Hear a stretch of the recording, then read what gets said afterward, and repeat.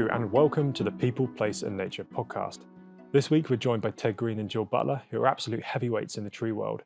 If you're interested in history, rewilding and trees, this episode is absolutely for you.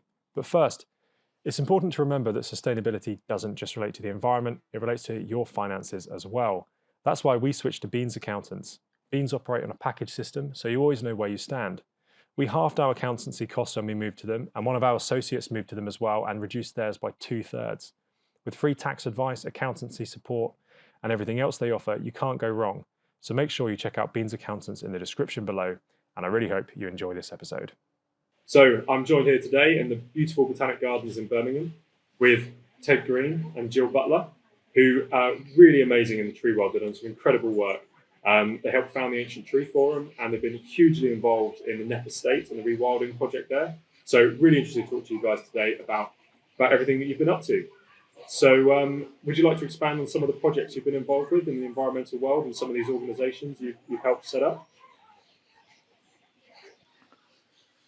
Well, Ted worked as a conservation officer for what was then English Nature at Windsor. And Ted, you tell this story very well about how, you were told to market a little insect. And it was very difficult to market an insect that you could never see nobody's ever seen. And he thought, well, that's really difficult to market. But then he took several steps back and he thought, but these insects are in these incredible trees. So surely that's what we should be focusing on. And from that, he started meeting other people in other places with similar trees and similar insects. And from that, it sort of gradually gelled into a group of like-minded people who really wanted to promote the idea of these fantastic old trees in their own right, but also because they are tremendous.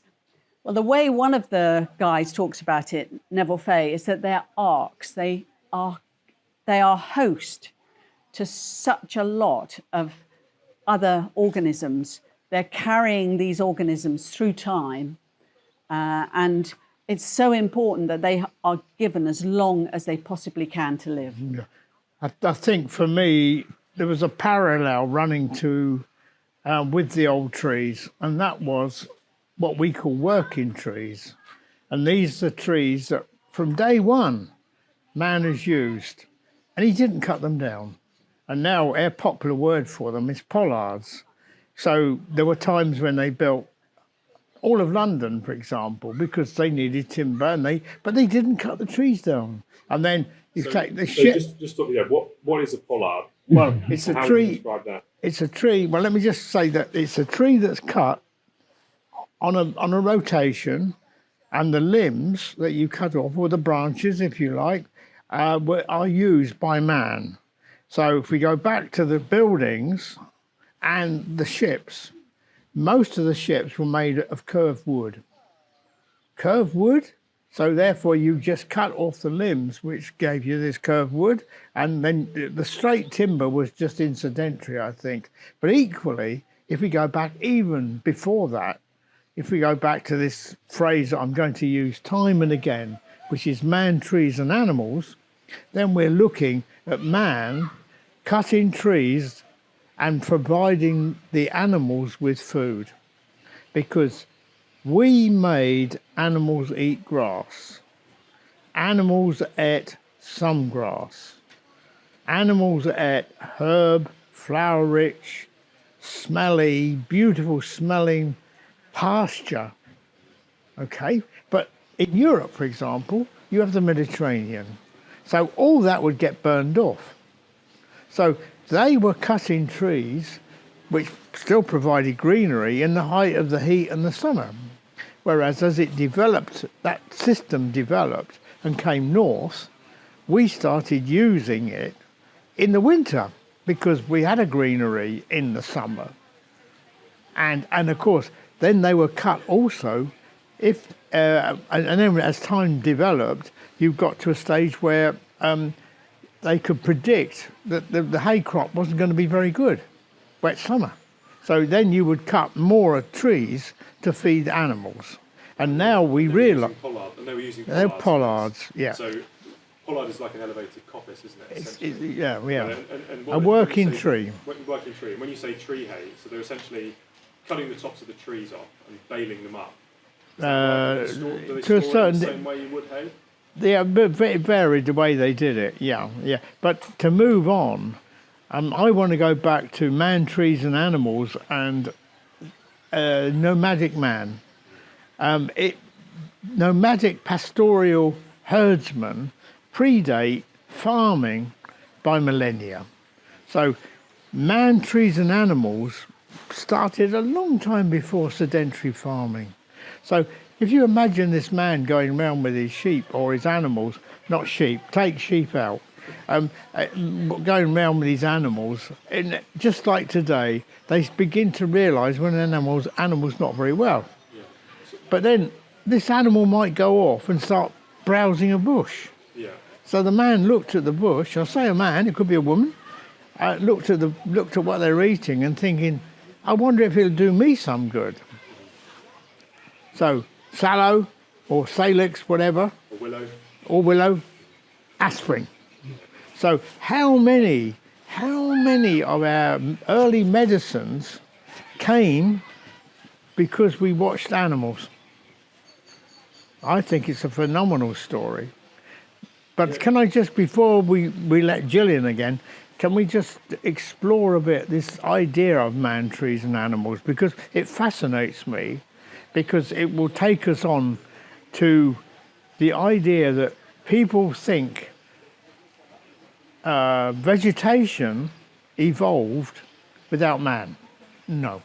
Man is an important factor, just as important factor in the development of, or the evolution of vegetation as animals and the trees and the bushes themselves.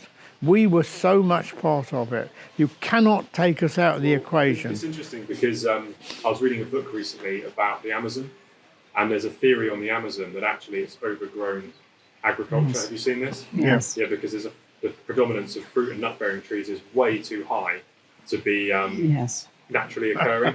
So very, very interesting to see that. And they're finding evidence of a lot of ancient cities and structures deep in the Amazon that they didn't expect to be there. Yes. So it's really interesting to see how that's affected what we would consider pristine environment, whereas actually it could be. We still don't know, but it looks like it could actually be an overgrown agricultural system. And the same with the Aborigines. We've got a friend that studied the Aborigines, and they worked out that you could find the old Aborigine campsites because there would be more, if you like, fruit-bearing bushes and trees around it, because that's where they were there. So, yeah. So if you take that in, if you bring man into the treescape, then I think this is where Jill ought to say something, really. Well, it's very interesting what you're saying, because we have this idea in the UK that it was completely covered by trees, and there's this statement, isn't there, that a squirrel could run from the south of England right to the north of Scotland through the trees. But actually, that really can't have been true, and they've just discovered a 4,000-year-old carving of deer in Scotland on a cairn. And that leads me on to this idea that if you look at the cave paintings of Europe, they are mostly paintings of large herbivores, grazing animals. We seem to be today absolutely mesmerised by the predators, but our ancestors really valued the herbivores, and they were valuing them for reasons which weren't just for hunting purposes. It was their character and their spirituality. So they really wanted to show the deer in full running mode with their antlers and how statuesque they were. They wanted to show the aurochs with their great strength. So they're showing all of those in the caves. And we now know that they located those best paintings at the most spiritual part of the caves, where the echolocation was really amazing, and that they could make great music and things. So it wasn't just I'm going out to hunt, let me paint a deer and hopefully I'll get paintings. So these herbivores were ranging around. Where were they in the landscape if it was closed canopy? Because you wouldn't have enough grazing for those animals to support them. So it must have been a much more open landscape. And I just think we are missing the fact that in a more open landscape, you can get a greater diversity of trees and shrubs as well. And the flowering ones, like you've been mentioning in the rainforest and Ted's been mentioning, they would have only been able to be there if there was open landscapes, because in shade they tend not to flower in the same sort of way, and we probably wouldn't have developed the interest in fruits and nuts in the same way. Yeah, well, we are very much at the moment, and this is coming on to your treescapes, we're very, very, very much in the thinking about what I call plantation paranoia, where everybody has captured the idea that we have to plant forests or woodlands. And it's the numbers game. I planted 1,000 trees. But we, because of our background in treescapes, we say it's quality over quantity. So imagine planting trees at much wider spacing, which would be far more natural to the landscape, and they will capture far more carbon. An open-grown tree is a huge dome. It's a solar panel all the way around, and it's capturing all this sunshine. On top of that, what happens underneath? There is pasture, there's meadow underneath. And if it's ancient, or if we can make it old, if you like, old pasture, then that is another area for capturing carbon. So already we've got the two. We've got the dome of the tree, we've got the herb-rich grassland capturing carbon, and then we bring in the animals.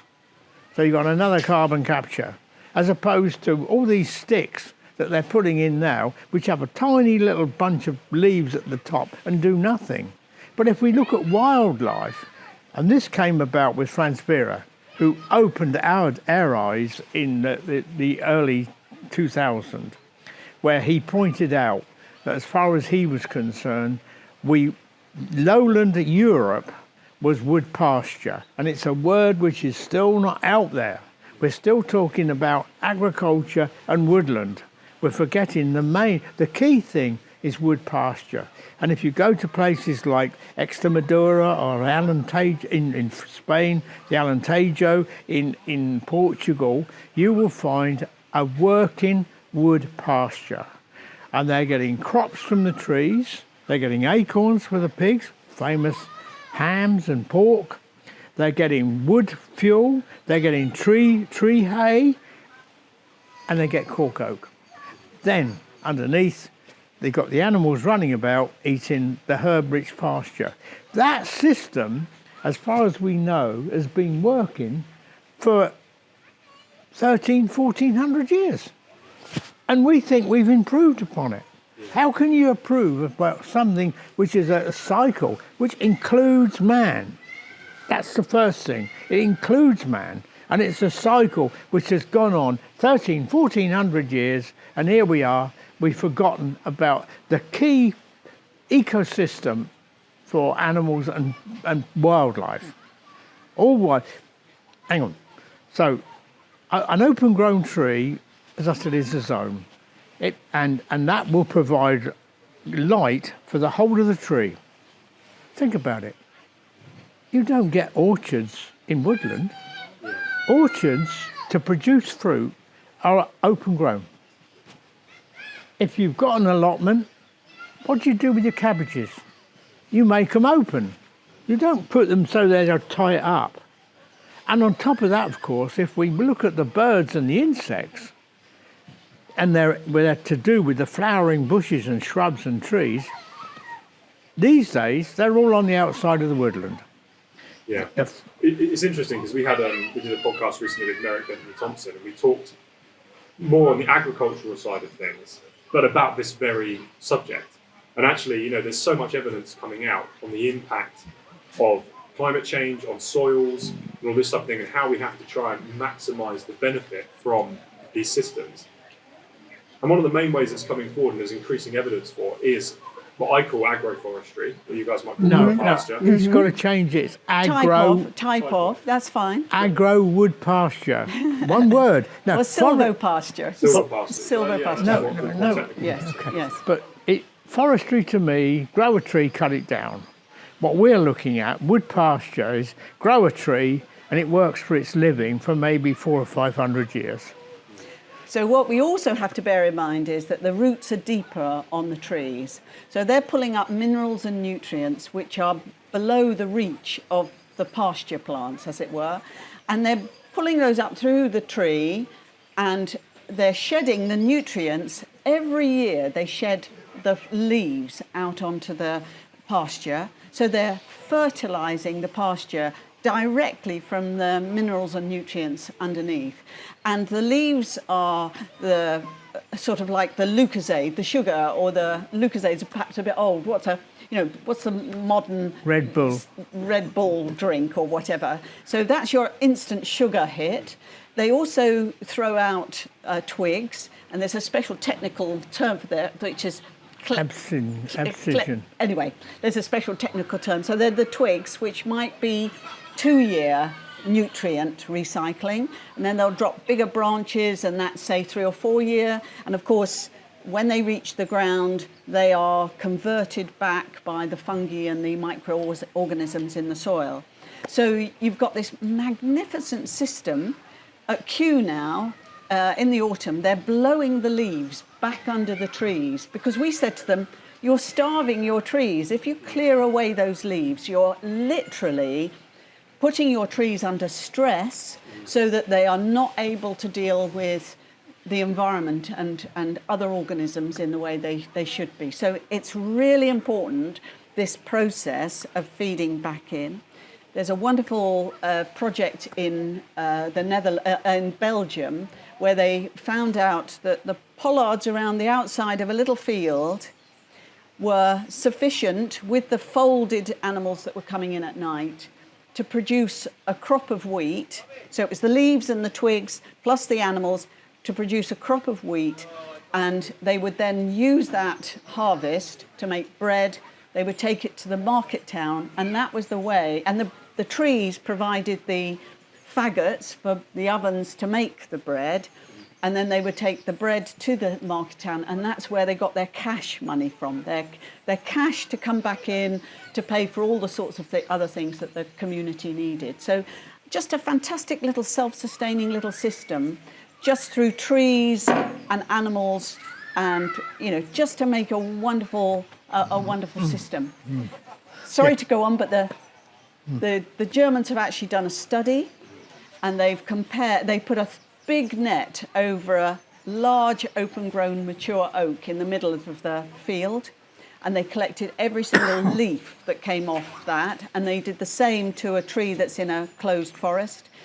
20 times as many leaves on the open-grown tree as the one in the forest. Biomass. So that means 20 times as many flowers, pollen, nectar and seeds as you get in the forest one.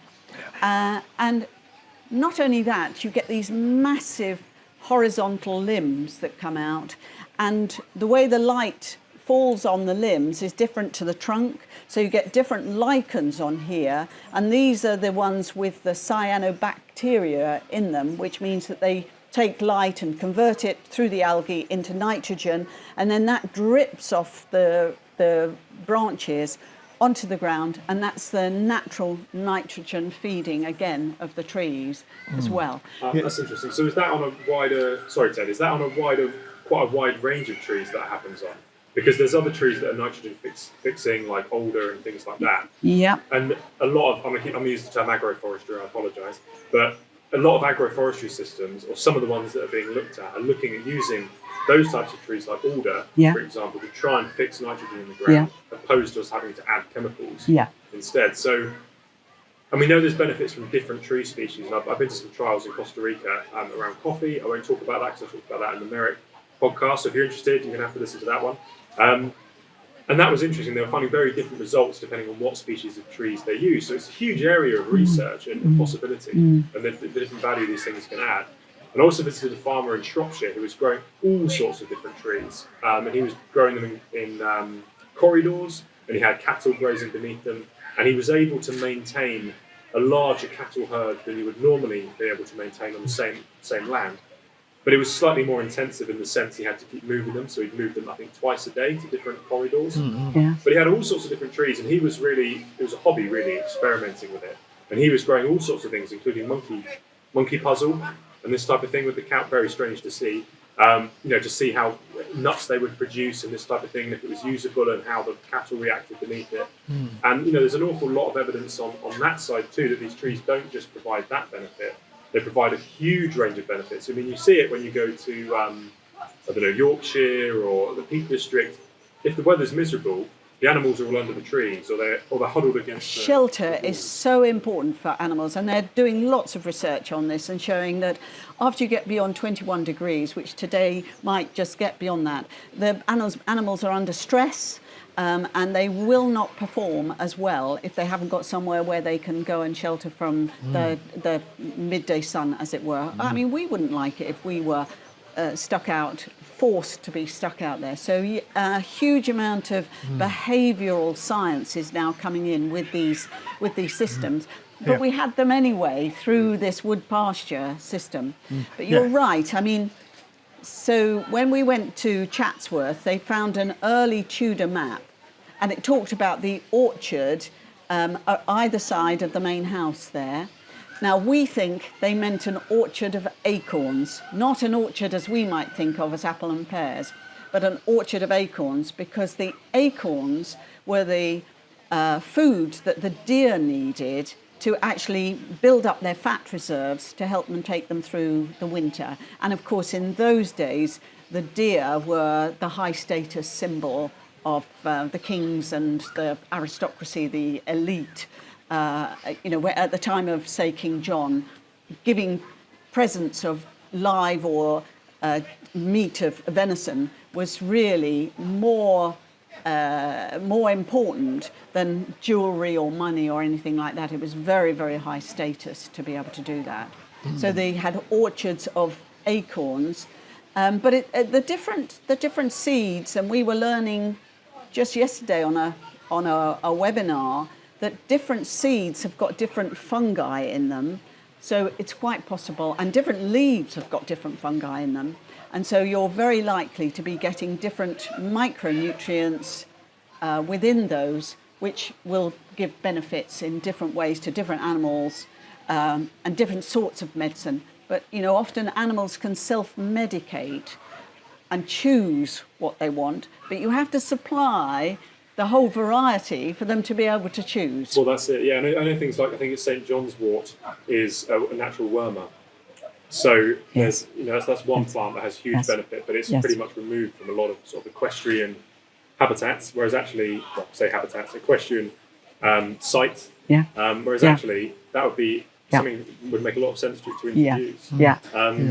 What I'd be quite interested to know what other seeds and fruits from trees, because as you've already said, when we think of fruits and nuts, we think of Brazil nuts, hazelnuts, walnuts, apples, pears, plums.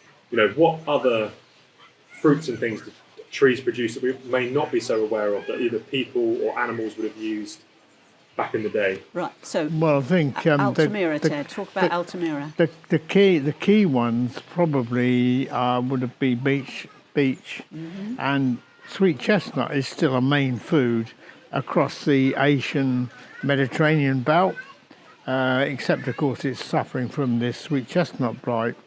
Then Jill better tell you about Altamira. I'd rather she did that. but I want to go back to planting trees in a minute. So let Jill do that. Altamira is one of the great cave painting places of Europe in northern Spain. And we went there to look at the animals that were being drawn. But we were absolutely riveted because there was a diorama. And in the diorama were little bowls with particular nuts within them. And hazelnut, of course, was a very important nut for early man, and probably was making bread from it and using it in all sorts of ways. So it was hazelnut, it was acorns, it was, there was another fairly, there were 5. Juniper. There was juniper, so that you could have your gin. But there was also what interested us very much, sweet chestnut, and also walnut. But and walnut we know is so important for omega-3. So already you've got a fantastic range of very high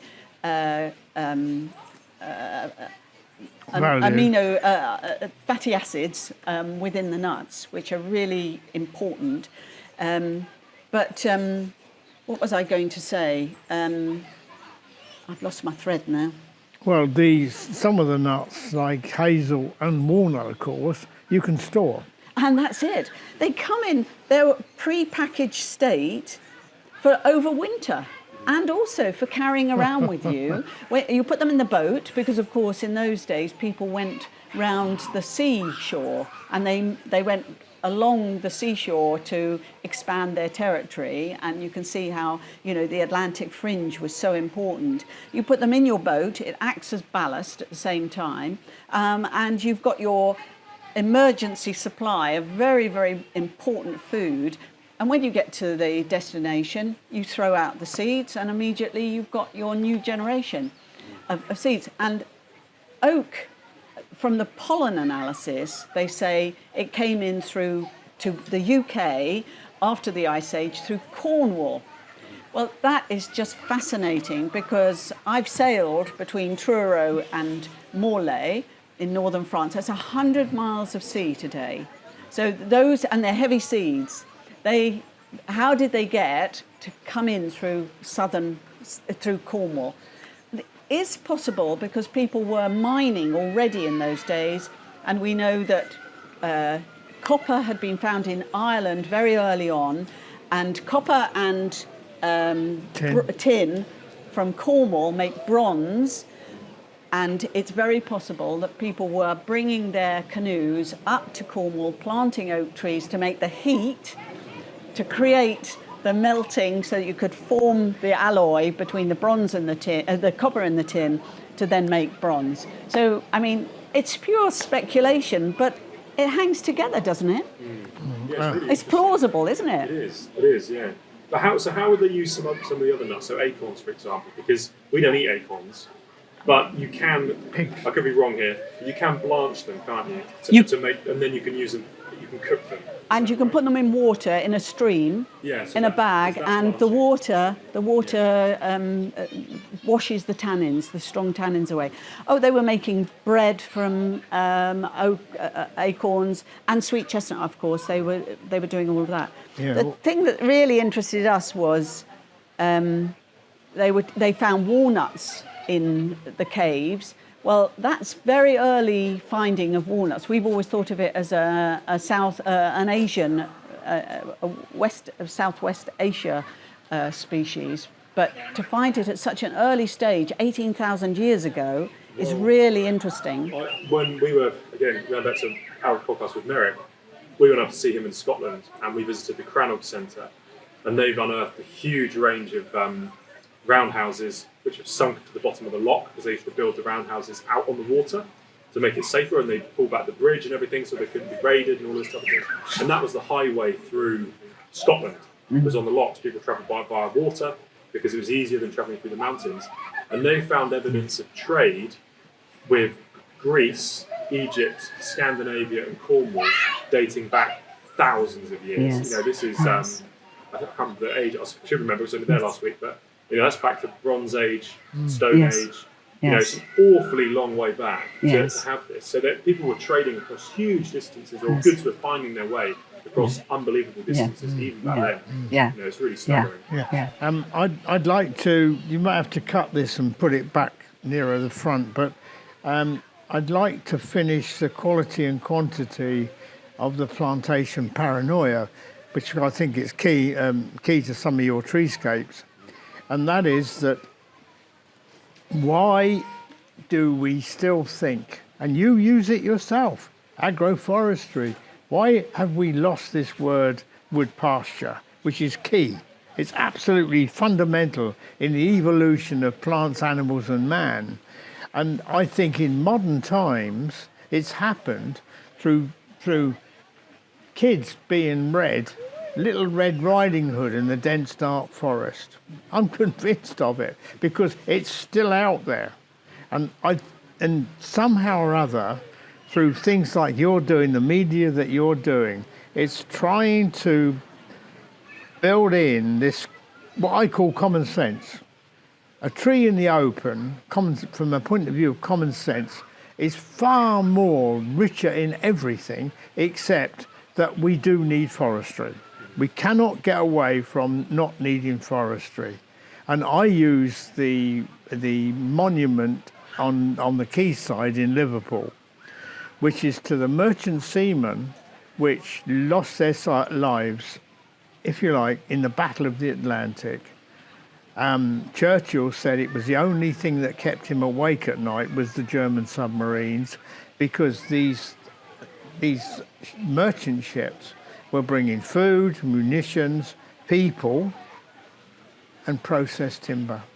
Can you imagine human beings risk their life to bring processed timber to the UK?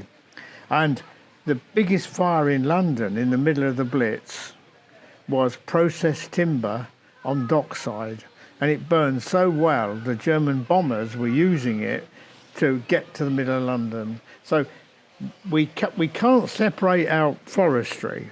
So this plantation forestry, we need it. We're going to need it. There's no question. But from the point of view of the rest of us, from amenity and wildlife and that sort of thing, and just the landscape beauty, we've got to get people to understand that well over 60% of the trees in our country are light demanding. Light demanding means that unless you take care of them, they don't grow in woodlands. And nor do all the wildlife and everything that's attached to them. So they are, and it's not to say also that the woodland trees won't grow in the open either. So somehow or other, we have got to get into their people's psyches that the Red Riding Hood story is about the dark spruce forests in Austria or Switzerland. Yeah. It's not in lowland Europe. And I'm adamant. But just one for 30 seconds, because this came up in what you were talking about, and that is that a single tree, a dome, is probably anything up to 50 to 100 times more valuable and richer in all the things that we need than a woodland tree. And I think therefore, if we're in the numbers game, people should say, I only planted 10 trees, but in fact, they're equivalent of 1,000 trees because I grew them in the open. Yeah. There's a lovely quote from Oliver Rackham that 10,000 oaks of 200 years are no substitute for one 500-year-old oak.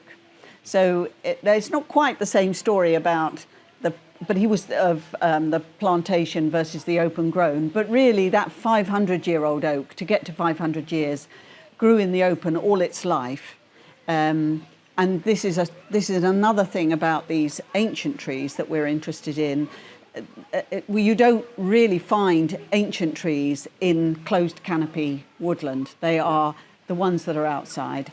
And so it's really, really important that if we want the whole range of biodiversity, that we are looking out for the ancient trees that need to be open grown all their long lives, really. And yes, Ted.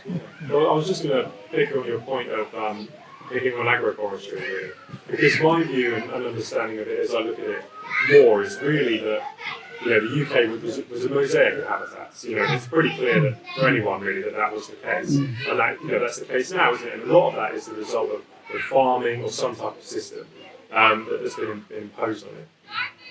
And the question is really, how do we get from where we are now, not necessarily back to what it was, but how do we adapt to it to utilise these systems we used to be used for the benefit of everything? And the problem is, I think, that with some of these systems, going back to sort of wood pasture, is that we also have to marry that up with arable and some of the other systems as well. How do we change equestrian? So equestrian is a good example, actually, because that's something that could be converted back to wood pasture, most likely, I would suspect. But the arable crops are slightly more difficult because a lot of them need lots of light, but it's not always the case. Some of them grow better, again, with protection from wind, and again, I'll talk a bit about this in another podcast, around how coffee's been it's being grown now, it's been grown in shade, it's been grown in agroforestry systems, and the more secure soil structure, the water that's retained in the soil, the protection from exposure, all this stuff has really helped coffee thrive and fight off fungi that already existed. Yes. And that's what we need to start looking at using with current agricultural practice. And I think the conflict between forestry and wood pasture and open grown trees really is how we use the timber. What are we using the timber for? Because forestry gives us lots of very big straight stems, which is what foresters love. It's easy to transport. There are problems when you get trees with lots of knots and branches and things, and I used to do forestry, so I know a bit about it. But actually, the way we're using timber is changing. Indeed. We're using it for all sorts of things: PC screens, phones. There's some new electronics that are being made using timber, insulation, cross-laminated timber where we can break it down and put it back together to make different shapes and all this type of thing.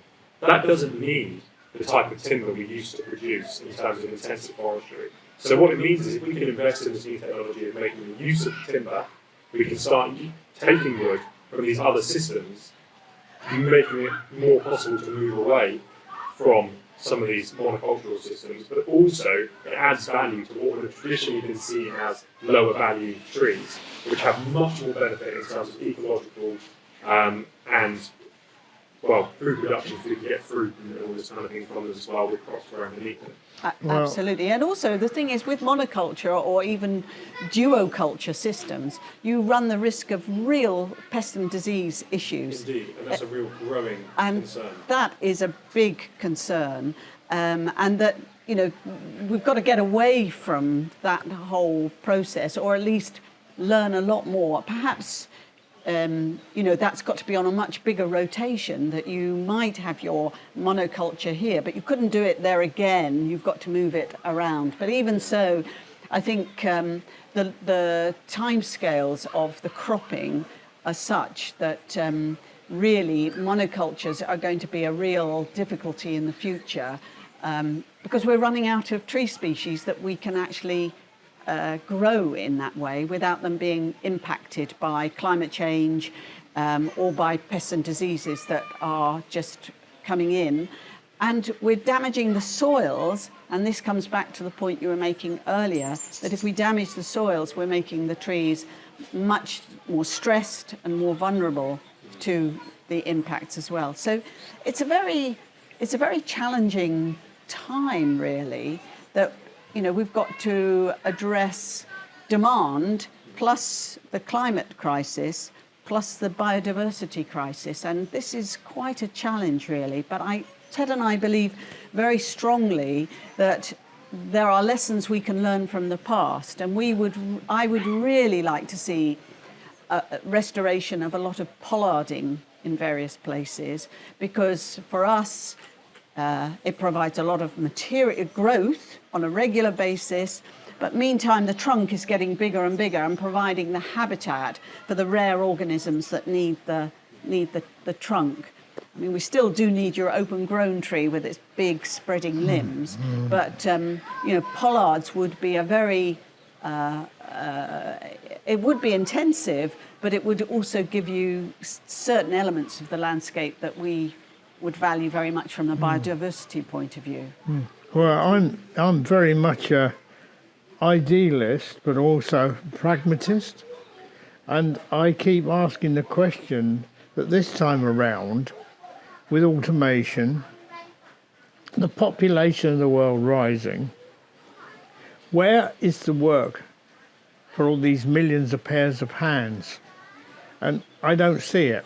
Yeah. So does that mean that society, not capitalism, not socialism, not communism, but society as a whole, has got to start thinking about how are we going to employ these people or what they want to do? You are a good example. You found a little niche, yeah?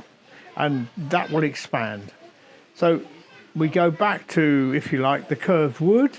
You mentioned it, that there are other uses for it. So you're going to have industries start up, small industries, not just in our country. There are entrepreneurs all around the world, but somehow we've got to find work for all these people. So I'm very, very optimistic about the shift, especially now COVID has kicked off and making us really rethink again. Because what's happening now, as far as I'm concerned, is no different to what happened to me in the war. You were told X, Y, Z, and you did it because it was for your self-preservation. And self-preservation is a great motivator for people. Indeed. Well, you see this with the health and wellbeing agenda as well, don't you? You know, our understanding of that is changing so much. And if you look at, I think it's Norway now, they send people out to farms. One of the pharmacists are prescribing people to go and spend time on farms and work on the land, and it's having a huge benefit on people's well-being and health. You know, and exactly as you say, with automation, jobs are going to change significantly. And we're going to have one of the real opportunities to regenerate the planet is going back to more traditional jobs. Yes. So Yes. agriculture, forestry, and fishing. Fishing is a huge opportunity for regenerative fishing, which is coming. Yeah, well, two things. One is that there's an incredibly well-known study which was done in Sweden where they built two identical hospitals. One they actually built in existing treescape. We've got the trees already there. The other one, they created a landscape. But in the time that the landscape was being created, they looked at the efficiency of the two hospitals. The hospital which had already got trees, they found that everybody from the top consultant to somebody sweeping the drive were more efficient and more happy and everything about them was good. They then looked at the patients in the hospital, and the ones that were looking out a window at a tree recovered quicker. Yeah. I need less painkiller as well. So we've got, I mean, I forgot what the other one was now, but... There's an interesting study on, I think it's on nurses. I'm going to butcher the statistics, but basically there was an assessment done of, they took a bunch of nurses, and there's 300 that had time off over the previous year for stress. And they'd taken significant amounts of time off. You're talking like 6 months off stress leave. And they took all of these people and put them on a program of having to spend 120 minutes in nature. This is where my statistics become wrong. It's either per day or per week. I can't remember which it was. But after 6 months of this program, 96% have returned to work. And after a year, 86% have returned to were still in work and not taking time off for extreme stress. So the benefit of spending time outdoors in the natural world is becoming more and more clear. And you're seeing this now with the NHS and the NHS forest and things like that to try and address the NHS state. And actually, from a landscape architecture side of things, we talk a lot about green infrastructure, which is where all the living stuff goes within our cities and landscape. And some people are pointing that now as health infrastructure, because actually it's the most effective thing we can do to improve people's health within urban environments. Yeah, well, while we're on the subject, we better talk about the health of soil, because soil to me is one of the components which is there for our survival. Air and water, yeah, but soil is another one. And it's soil now is beginning to come up the scale. People are realising what we've done to the soil. So here we go with our wood pasture and our trees and all the rest of it. It is a way, and we cannot use the word restore or recover or replace, all these words, because we're starting on NEP now. We're just beginning on NEP. So if I can stop there for a minute and then just talk a little bit about NEP. As I say, Jill and myself were, I suppose, the instigators in NEP. And then soon afterwards, Jill got Farming Today to come and interview. It was actually Charlie, the farm owner, ex-farmer, of course. And the woman that interviewed him was very anti. She was a farming interviewer, very anti the idea of taking land out of production. I love that word, production. And so she was really questioning Charlie a lot. And I felt it was awful. It was an awful interview, and he should have said, after some of the questions, can I do it again? But he didn't, because he didn't understand, like Jill and me understand, being able to stop it. So I said to her, after, to try and distract her, I said, can you give me a piece? So she said, no, we don't have anything. So she interviewed me as well. And I said, I date back to when the land, or virtually every farmer, would leave fields fallow, meaning you didn't grow anything on them, and they were part of a rotation. So you never put the same crop on the same field the same year, or in alternate years. So it went round, and it was called fallow. And I said, I see NEP by taking it out of heavy agricultural input from man-made fertilizers, herbicides, man-made, and pesticides, man-made. So they were all synthetic chemicals going into what before had been a living, vibrant soil. And we don't know what we've done. So by taking them out, you could call it a giant fallow experiment for soil, one of the key components for survival. She went on. So I just want to finish. But what we couldn't do was say whether we were restoring the soil, whether the soil was recovering, whether we were replacing the soil.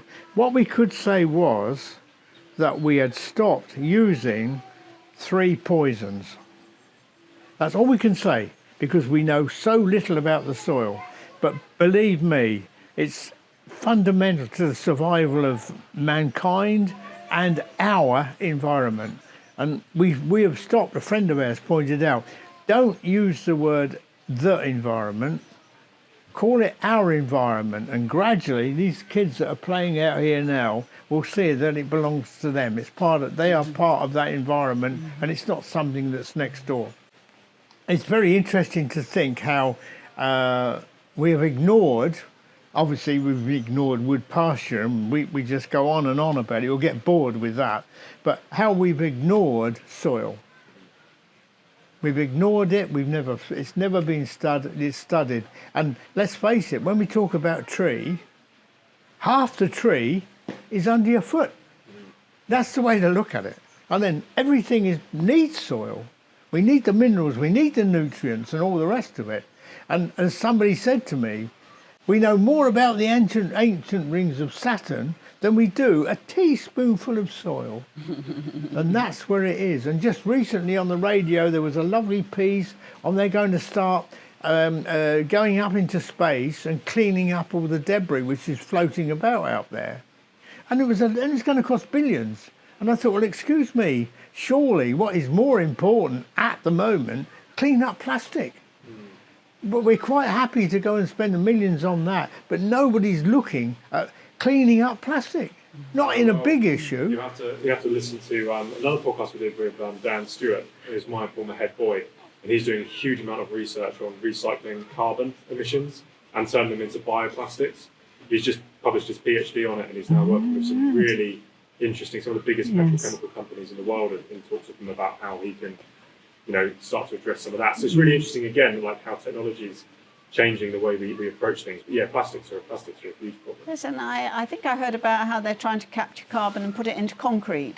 And turn, it'll be carbon concrete rather than. So he explains it very well, because there's lots of different ways to use it. So there's carbon storage, which is basically where we're pumping carbon under the North Sea into a lot of the old oil wells. But then there's other ways we can use it, where we can use it for materials and essentially store it away in things like concrete. But his way is it's similar, but it's slightly different.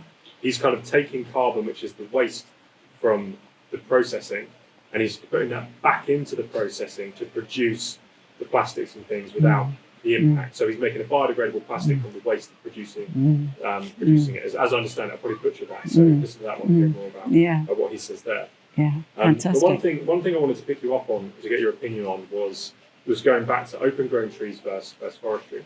Now the problem I see is that when we want to plant trees, it's X amount of forest cover. And that's how much your grants or whatever it is come from. How much forestry are you planting? It has to be of a certain scale. And the one thing we do in a lot of cities is we look at canopy cover as a metric, and as a way of doing it.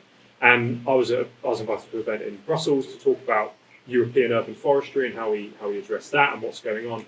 And they measure it very differently. So urban forestry in Europe is measured on area of trees in soil. So your trees in, say, a car park, which is a very hard environment, don't count towards urban forestry in some parts of Europe. But in the UK, we do it on a canopy cover basis, which means that trees, wherever they are, count towards very interesting. The overall metric. And to me, that seems the better option, because that will support tree planting wherever it is, be it an urban environment, agricultural systems, or as a forest. And that allows for diversification of how we plant trees and what we plant trees for, which will support a wider range of land uses and innovation and all this type of thing. So that's one area I think we really need to change in terms of our approach. Obviously, it can still support forestry, but it's more supportive of a range of systems.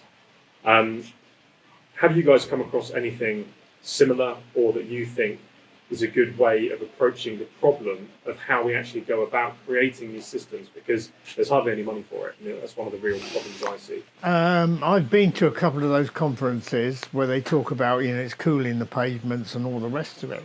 But I stood up and said, well, what about the trees you're planting? You're not using them, you're only using them as a tree. Why don't you plant hazels or Turkish hazel or something like that? Why don't you plant cherries? Why don't you plant fruit trees? And of course somebody said straight away, oh well, health and safety. What if an apple drops on somebody? So you've got the negatives, not thinking that we're not using that space. We're using the space, but we're using a tree which is just a tree. I hate the word, just a tree. We're not using it for what it can produce. So here we go. So you could have trees for tree fodder, so that they're actually cut on a rotation, and that goes to feed animals. And you've mentioned self-medication. Well, okay, plant trees which will help the horsey people with the medication of their animals, so they can stop using the anti-wormers, which are poisoning the soil anyway. I mean, anti-wormers are one down from radioactivity, but who's doing it? Because the dog food, as I call it, lobby is quite powerful. So I'm thinking, well, use the trees. We're not crossing that boundary. We've come so far down one road where we didn't need to. Now, through your generations, we've got to think, let's go back, let's start again. In the old days, nobody would plant a tree unless it had a use. I mean, if you think about it, you mentioned the Brazilian rainforest.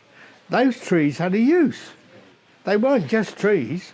And this is what we got to think about. What are the most valuable trees that will still cover the whole sphere of things which can, if you like, I hate to say it, benefit mankind? Okay? I mean, it may be walnuts. That would be a good one. Walnut, but there's a whole host of trees. And nobody would mind if somebody pinched the seed because it's going to a home anyway. So first of all, I'm not very keen on the term urban forestry, because to me, forestry is about timber production and wood production. And as we've talked about, we need timber, and that's a very valuable thing to do, but it's not the only thing that we want from our trees. And I would really rather it was called the urban treescape rather than use such a term, because it's about productivity again, and I think that narrows down our thinking so much. I think it does get difficult when you have the professional side and the more public-facing side, because before I went into forestry, a forest was just a woodland, another term for woodland, a big woodland, shall we say. But actually, in the more professional circles, that means forestry is productive woodland. Yes, basically. Yes. And that's the big distinction. And this is the difficulty, is all the grants so far have been towards productive forestry. So the whole concept there is that you want straight timber and you want the canopies to close as quickly as possible to stop side branches from growing. So it's a very intensive cropping system, and all the grants have gone towards that system. But the government has consulted, and the government has just brought out its new England Tree Action Plan, England Trees Action Plan. And in there is a line saying that they are going to provide funding for a wider diversity of planting schemes. They talk about planting for agroforestry. They talk about natural regeneration, and we've hardly touched on the whole concept of natural regeneration. So let's hope that it's not just a one-size-fits-all grant that only drives people towards this numbers game, because we know really that type of planting may be good for timber production, but we know it's not good for biodiversity. We know it. We know it in our hearts that it's not the right thing for biodiversity. Once that canopy closes, it becomes dark, closed. It's really very, very little use to very much at all. So it's not good for that. And there's growing research that the more active we are in terms of planting ourselves, the more damaging we are to the soil and releasing carbon. And there is growing evidence that the wood pasture system and the agroforestry system is much better for carbon sequestration and also carbon storage. And in the systems that we're talking about, the trees are not cropped at 60 years, they're not cropped at 120 years, they're not cropped at 240 years, they're not cropped at 580 years. You know, these trees are very, very long-lived, and for very little resource after they're first in the ground, they are working every single day of their lives for 500, 600, up to 1,000 years. So it's really important that we have those systems which are good for biodiversity and good for carbon, holding the carbon for a very, very long time. Yeah, it's an interesting model of how we can get so many trees to last for so long. And it also, going back to the agroforestry side of things, sorry Ted, it's again, we need to think what we want from the trees. And this is, again, I'll keep mentioning Merrick. I need to introduce you to him, seriously. But, you know, his point is we need to think about what we want from the landscape and design it to deliver what we want. And we need to think long and hard about what we want, and we need a range of deliverables. It can't just be one single use. But the trouble is the voices of variety and importance in terms of this old growth landscape that Britain has in a way that the rest of Europe has lost and the world hasn't got. That old growth landscape is really not on the radar of the people who will make the decisions about the land use, and this is the problem. Well, I think the time scale is the problem as well. It's very difficult to think 1,000 years down the line, isn't it? It's, but once you have the evidence to suggest that these things can last a long time, and then it also comes down to things, like a lot of the assessments we do. Most developments now have to have an arboricultural assessment to assess the trees and see whether or not we can take them out, how to protect them, if we are going to be doing development nearby, how to improve their situation. And actually, perhaps we have to start looking at something like that across the farm landscape as well. How do we protect these trees that are just going in and ripping out hedgerows? We are pretty hot on that already. But how do we build that and make it stronger and make it more of an integral part of farm planning going forward? The one thing I want to ask you on as well is we haven't really talked about, but what is an ancient tree? We keep talking about ancient trees. You guys have sort of set up the ancient tree forum. What are ancient trees and why? Yeah, but I just want to finish on one point. No, I think it could be quite interesting. But we came down here today and we could see, I hate the word developments, but recent developments. Now, the tree officer or somebody, the landscaper, is going to those sites and putting in trees. Isn't this the time when you capture these new owners and say, look, we're going to plant trees, but it's going to be an apple, or it's going to be a pear, or it's going to be something which is going to provide fruit. Now, a lot of those owners hopefully will stay there for several years, or at least some of them will be there. So you've got the continuum of people knowing that they are trees which they can go and pick the apples from. I think it's a winner. It's a winner. And why haven't we thought of it before? Well, there's an awful lot of things like community orchards and things like that being done as part of developments. But one of the big problems I see in developments now is they don't want trees to be planted in gardens. I don't know if you've seen this, but trees are very often not planted in gardens now in terms of landscape plans. And there's a couple of reasons for it. One, the developer doesn't want to pay for it. And two, it doesn't really stand up in terms of planning to improve tree cover, because if it's in someone's garden, they can just go in and cut it down. So it doesn't count because they need to. And to be fair, I think it completely makes sense from a planning perspective to not count those. But at the same time, down the street, I'm talking about. Out in the street, landscape to enhance it. But the way we're approaching development now is changing. It's becoming much more landscape-led. And what that means really is we go and we look at the site prior to development and we say, right, what's here now? So we've got the trees, the ecology, the hydrology. And we look at that and we say, right, how do we work with this to get the best we can from it, protect it and enhance it to deliver what we want for the housing development? So that means we look at things like where's water going? How do we deal with all the flooding? How do we deal with this drainage and use the landscape for that, tie in the ecology with that and protect what trees are there, and then you figure out where the buildings go. So you're enhancing the landscape, which means you get a better quality development.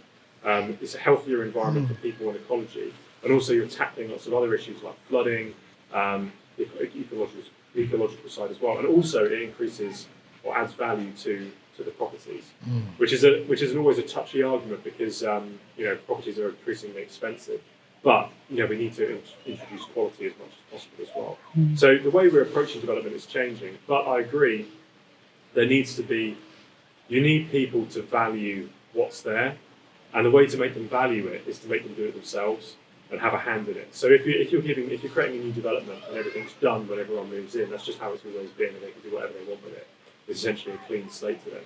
Whereas actually, if they're able to move in and then, as part of moving in, they do the tree planting with the community, that's obviously got a lot more value to it. But it's a lot more difficult on the developer's side, and it's additional cost that's always a problem. Yeah. But developers, I'm sure, can afford it. Yeah. Some of the profits the big ones are making. And there's also the move towards planning net gain, which also is a valuable thing. It's yet to really come in force, but if that can work, then that will be quite remarkable as well. So that's really good. But there's still quite a lot of loss that's going on. Do you want to explain a bit about what biodiversity net gain is? Well, it's a situation where you have to assess the land before you develop it and see what you've got in terms of biodiversity value on it. And then you've got to provide either more on site as net gain, or you can, to a certain extent, provide some of that net gain by doing something somewhere else. At the moment, there's no particular target for the amount of that. So, of course, on one hand, you've got the developers wanting to keep that as low as possible. And on the other side, you've got the local authority and the community wanting it to be the net gain to be as high as possible. And at the moment, there's no real rules about it. But I think the government is thinking about bringing in some actual amounts that will have to happen.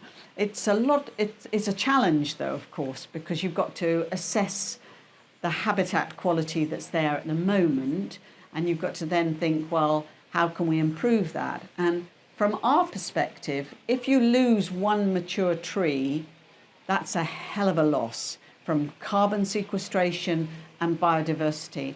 And how do you replace that? What's the metric for saying, well, not only do you have to replace that, but you have to provide net gain on top of that? So what are the metrics? And, you know, there are things being bandied around. I mean, a mature tree is pretty irreplaceable. And so we really would be saying mature and ancient, we don't want to go. They've got to stay. And then you can do other things in other places to create the mature and the ancient trees of the future, basically. You know. It's important. I mean, we're seeing net gain coming in a little bit on a few projects, where it's already having quite a big impact because some schemes have already sort of been approved, but now they don't meet net gain. Yes. And they're having to go back and try and figure out how to achieve it. It's very difficult. In some cases, it can't be done with the plans they've got. Yes. Which is good. In a way, it's good because it means we're going to have a much higher quality development that delivers a much wider range of things than just more houses. You know. So it is good to see. But I think that's a good segue into the question I asked earlier about ancient trees. You know, what is an ancient tree? What is a mature tree? What is the difference in some of this terminology, and what does it mean in terms of, you know, ecology and all that type of thing? So generally speaking, we divide trees into a young phase, a mature phase, and then an ancient phase, or a life stage, as we might call it. And all trees really will go through that stage. They are very simple when they start. They start to spread, and the branches diverge, and you know, you get a much more complex structure. And the tree genetically has an agreed sort of a standard for each species of tree. It will have a maximum height, a general maximum height, and spread and form, as it were. So, you know, if you're looking at a hawthorn, you're looking at a different ultimate height and spread to an oak tree, for example. Very different, but they're genetically predetermined in the tree. But the young tree is filling the space that it wants to fill. The mature tree gets to that point, and it really holds that position for quite a long time. And then beyond that, it goes into the ancient phase. And that means it's losing its crown, and it's what Ted would call growing downwards, colloquially, coming downwards. But sometimes that ancient life stage can be as long, or probably longer, than the first two stages altogether, the young and the mature stage. So in yew, in oak, sweet chestnut, that ancient life stage is really, really long stage. And that's when the tree actually has all sorts of, creates new habitats through the decay process, really. So it's starting to hollow, and that's a really extreme habitat. And where habitats are extreme, you get other life, other organisms, other species that capitalize on that. They become very specialized in it.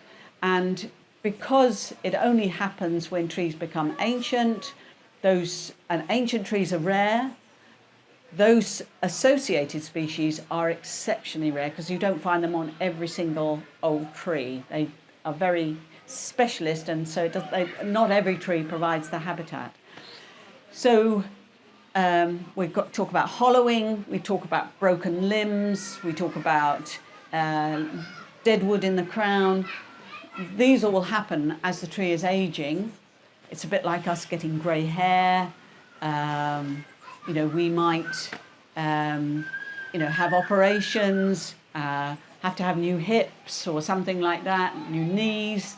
And these all have an impact on the structure of the tree and make new habitats. So it's quite, they're really much more diverse in terms of habitat structure in that ancient phase to in the earlier stages. And at that point, they've become totally irreplaceable because no ancient tree is like any other ancient tree at all. And some of them will have exceptionally rare species on them. So the final stage of the decay process produces in the hollowing process in the trunk, produces a very dark, intense mould, sort of like a compost in the middle of the tree, and that's colonised by something which is called the violet click beetle. And I mean, very few people have actually seen a violet click beetle for real, and that's the very last stage of that process. And violet click beetles are only really found in 3 or 4 locations in the country because they're so rare and they are so picky about the habitat that they have. The greatest number, the greatest diversity of these specialist species of these old trees are found in places like Windsor Great Park, Windsor Forest, the New Forest. Those are the top places.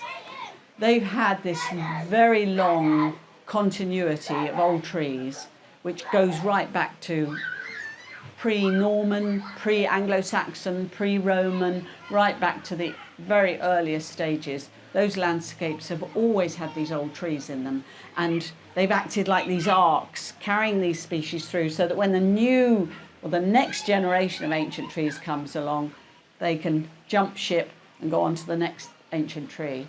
So collections of ancient trees have greater diversity than individual trees.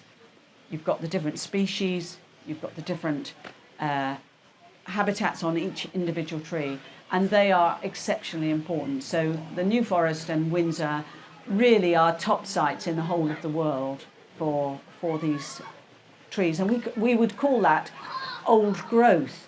And most people would be very surprised to hear Windsor Great Park being likened to the old growth sites in America or the old growth sites in Europe, because they're open park-like, open landscapes. But that's where we want that type of landscape to be valued as of equivalence, and the old growth value of it recognised as it is in places like Biodiversity, in Poland, and in other, the great places like Sequoia National Park in America, places like that. I think what's quite interesting in is the fact that both of us major in old trees, and many people say to us, why do you keep saying the UK is so ahead of everybody in the numbers of old trees you've got? And we thought a lot about this, and I think a lot of it is because we kept our aristocracy, because aristocracy loved hunting, so the trees remain. And then we had the aristocracy saying, my tree is bigger than yours, my tree is older. So there's been this continuity on big estates. That's one way of doing it. Then another one is, if you think about the last time Britain had a war in the UK, in Britain, was 400 years ago. And the one thing that armies and refugees would never take with them is wood and water. So, and a hollow tree is very easy to cut down and burn. So we had aristocracy not having a war for 400 years, and we had all our wars over in France and Germany and whatever, and then we got coal. And coal means we don't need your wood fuel because we've got an infrastructure in a very small country to provide fuel for the fire. So therefore, because France, for example, large areas of France are still on a wood fuel economy, and they're using, basically, they're using coppiced hornbeam. Because they manage hedgerows for it as well, don't they? Yeah, so you've got to think about those sort of things. So we basically, when it comes to the organisms in, let's stick with oak. If you think about the organisms that are connected to oak, and there are a lot, if you take from the fungi, bacteria right through, it's an incredibly important tree. So, and science is moving all the time. As we move, somebody's discovered something on a beetle, which is, I mean, there was some lizard or other they found on an island. Where was it? In the Caribbean. And they've got something off its skin, which it exudes, analysed it, and it's curing some rare diseases. So that's a lizard. So imagine what is in an oak tree. So I call the oak trees of Britain rainforests, because we all understand the importance of the rainforest for other organisms that benefit man, but what about our own trees? So we're beginning to look at oak. So, and presumably, the older the tree, the more biodiversity it's got, the more genes it's got, which are connected to longevity. All those sort of factors are built in. So to me, what we're doing is we're not only saving it for biodiversity, which obviously that's paramount in our thoughts, we're trying to save those trees for everything.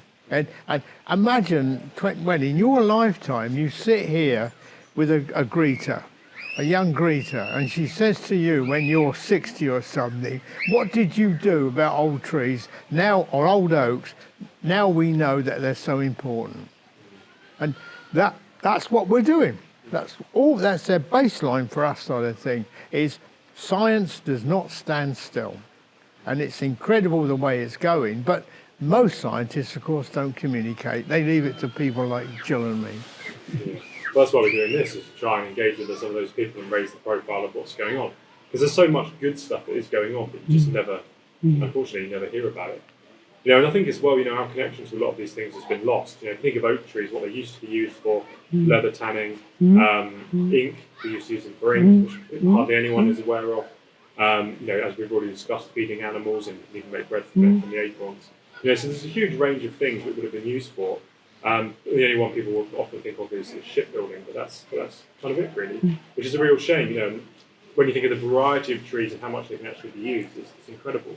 And again, back to this Crannock Centre, because I was there this week, they did a survey on, well, they assessed all the plants and things they found people to be eating within the area, and there was something like 170 different types of plant that were being consumed in this one area of Scotland. Yes. And you think, my God, do we even have that many? You know, it's absolutely unbelievable, the variety that there used to be. Yeah. You know, but again, a lot of that knowledge has been lost of what's found locally, you know, which is a real shame. Yeah, what were we going to talk about next? We mentioned a bit on, so we talked about Britain having, you know, the most amount of ancient trees pretty much going.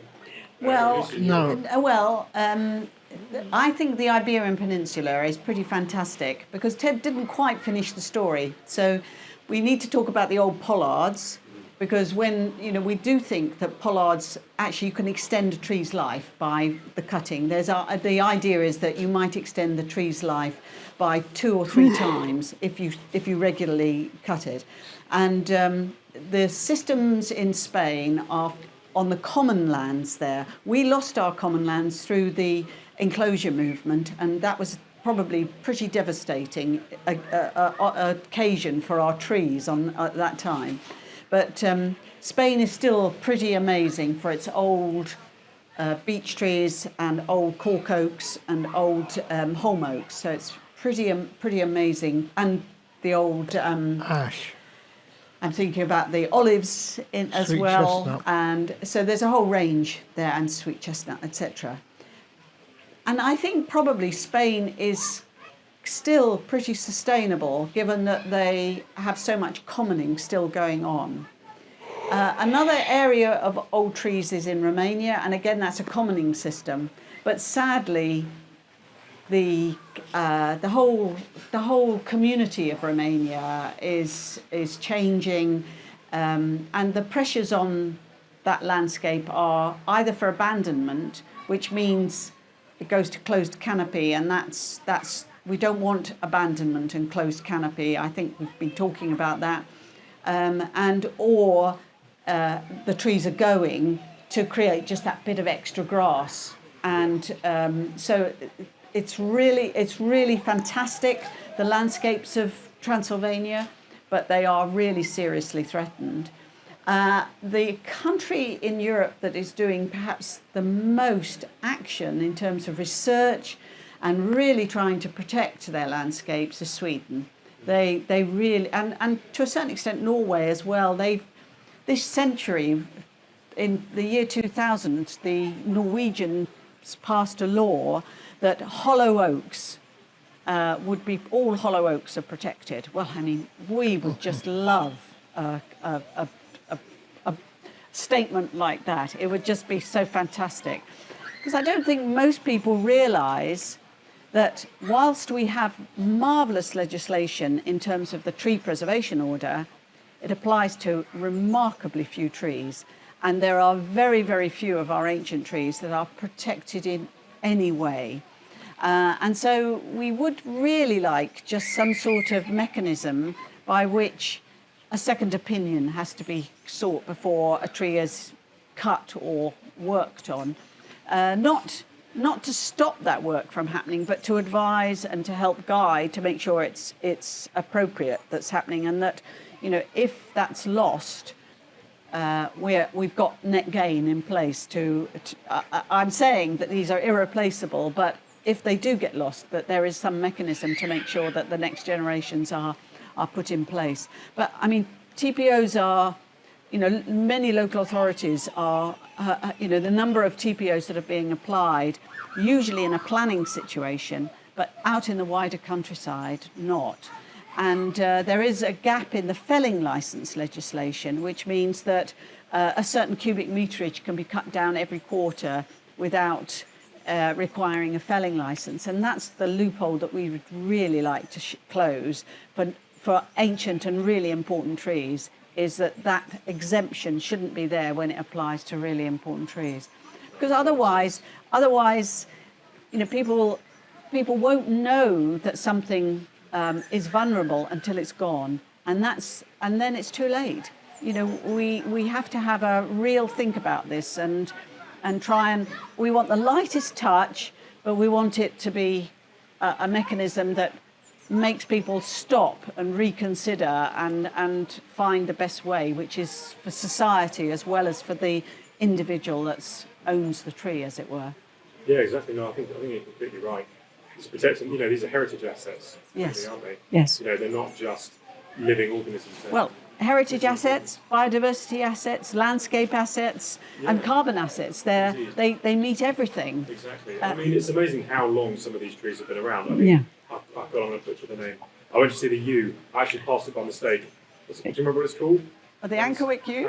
Yeah, the one in Scotland. Oh no, the Fortingall yew. Fortingall. Yeah. You know, it's over 5,000 years old.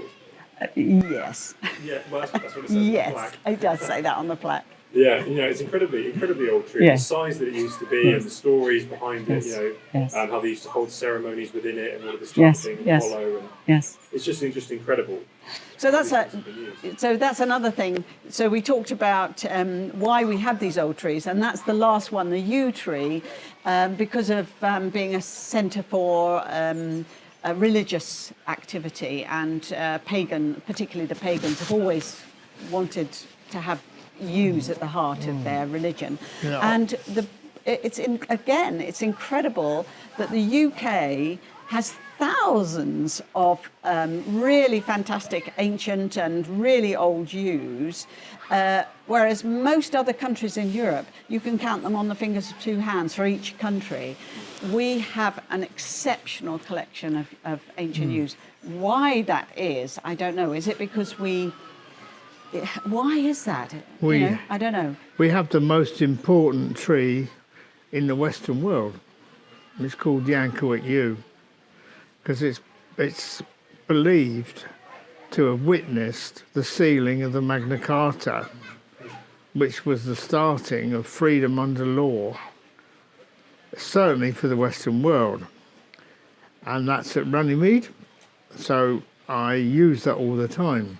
Because you've got to remember, of course, is that when we went around the world, the English-speaking peoples took freedom under the law, which is still, or is, the basis for a lot of legal systems. And it's based on the Magna Carta. In fact, the American Bill of Rights, written by the Founding Fathers, is based on the Magna Carta. So here we have this famous tree.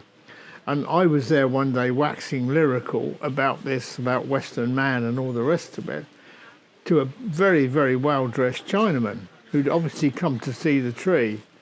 And he turned to me and he said, "To the world." And that brought a lump to my throat to think that a Chinaman, well, I don't know where he was based, but he recognised the significance of the Magna Carta and, for me, the tree. Now, what we're still trying to do is to get not just the Ankhoic yew, but several other notable trees recognised by the major custodian of those trees, which is the National Trust.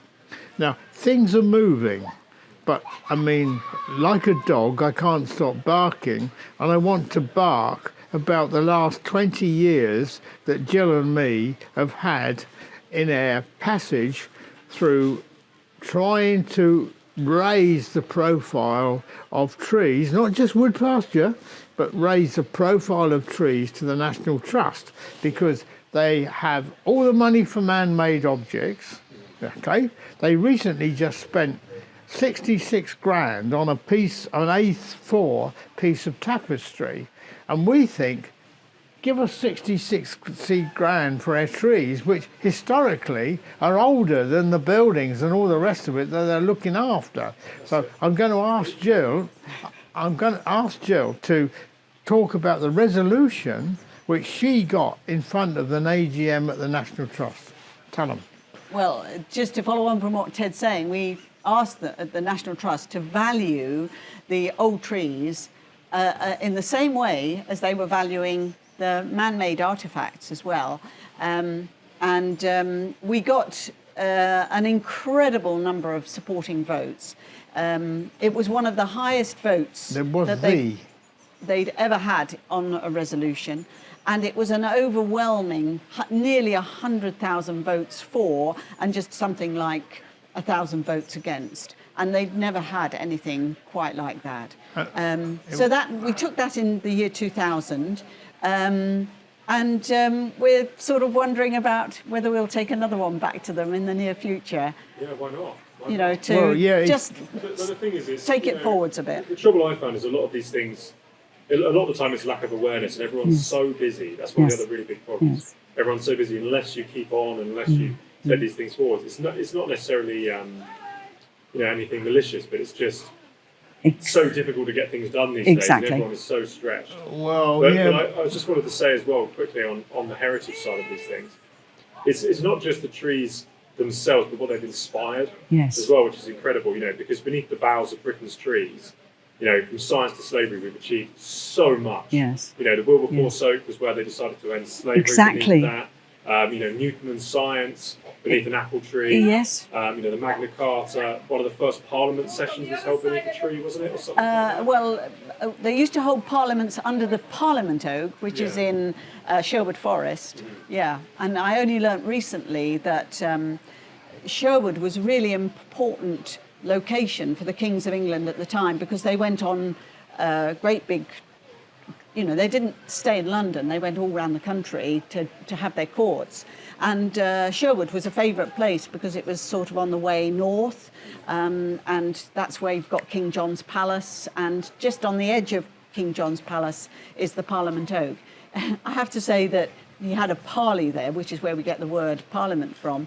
And he had a meeting there. It wasn't very good for the what we would now call, he would have we call terrorists, and he would have called something else. But anyway, he had their heads cut off, I think, on that one. But that particular tree, 11 kings had parliaments under that particular tree, which is just amazing. And there's another one, the oak at the gate of the dead, and the Pontefract oak, where kings rallied their troops to the tree as a like it's a meeting place. And you see this in every culture, the elders of the cultures drawing people to a focal point, and often that focal point is the tree. Pull people there. You get Wesley preaching under so many trees, which we've got plaques for as well. They're really important places for our. It's not a tangible history. You can't put your hands on it, but it obviously had they've entered into myth and legend, and they're part of our intangible history, which is just amazing as well. It is. No, it definitely is. Definitely is. You were going to make another point there, Ted, I think. Going on to the parley, I came up with a phrase which was, friendships made under a tree last a lifetime of the friends. But equally, I think the old leaders of groups recognise that very few people can have an argument under a tree. There's something about the aura or whatever it is, it's calming. It's like hearing the waves on the sea. They have the same effect. These are very, very natural experiences which are back in our evolution. That's how I see it. I like the word. That's what a lot of the evidence is supporting. That's why this health and well-being is so important. But it goes beyond that, even into materiality. So there's been a lot of research done recently on exposed timber beams, and even exposed timber is found to have a calming effect. Really? So in terms of creating offices, we should be looking at having offices with exposed timber because it has a calming effect. And they think that's because we spent so much of our history working with wood that it has an impact on our psyche. It's really incredible. The more we look into it, the more we find is really quite It's staggering. fascinating. Absolutely fascinating. Love it. Yeah. So moving on to one of the other things I really wanted to pick up on is, there's only really a couple of other things I wanted to ask you about, to be honest. I'm lucky enough to have you both. And one of them was to really just pick up on a point you made, which is, you both made, is on the relationship between people and the environment. A lot of these things are there because we've managed them and because of the way we've looked after the land. And as you said right at the start, it's about people are a key part of natural systems, and taking them out is a huge problem, and we should be looking at how we manage these sites. It's not just a case of leaving it. And that's something I wanted to go right back to the discussion with NEP, because NEP is kind of seen as rewilding, is kind of left to go back to nature however it does that. And I just wanted to query you on that relationship between sort of management and this kind of view of rewilding and natural regeneration, where it's kind of just left to go back to however it would do if left to its own devices. And what your kind of opinion on that is, and what's actually happening. Is that actually the case, or is it a much more managed return to a more naturalistic state? I think it's what's coming out of it is that it's on very poor quality soils. That's the first thing. So what are the products you can get from a poor quality soil? Forget the wildlife. What can you get from poor quality soils? And what they've achieved down there is with organic animals. So now he or she, they are actually getting quite a good income from organic animals. And because it's unique, they're still into the tourism side of things. That's the camping, the safaris and all the rest of it, which obviously would peter out as it becomes more popular.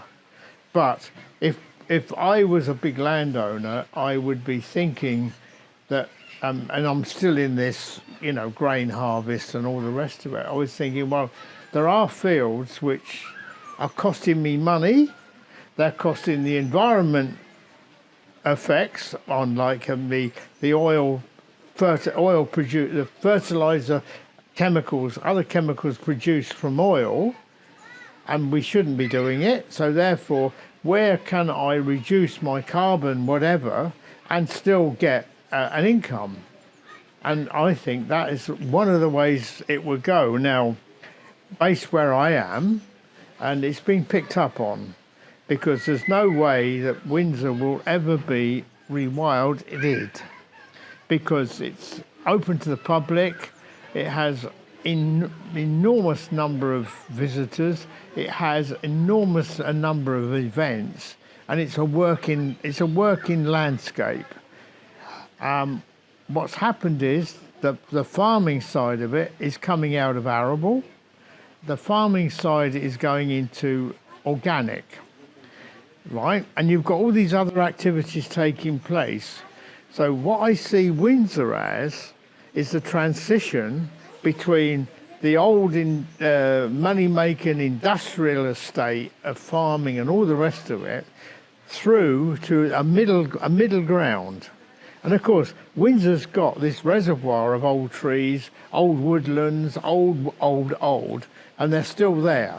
So obviously you capitalise on those from the point of view of expanding around those things, but it's in between the extreme. And of course, the last thing you ever do in rewilding is mention wolves and bears, because they might not even happen in your lifetime, but that is the reaction of the media and people.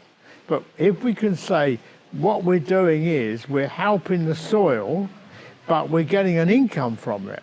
So they are going to go to rare breeds, White Park or Longhorn or something like this. They have a farm shop, there will be other outlets. So the land will still be in production, but in a sustainable production, and amenity and wildlife will benefit.